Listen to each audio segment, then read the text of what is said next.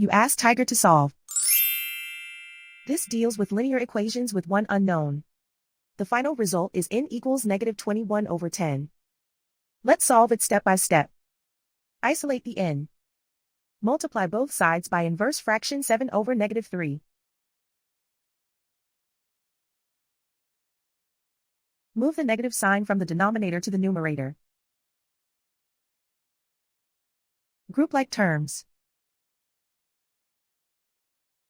Multiply the coefficients. Simplify the arithmetic.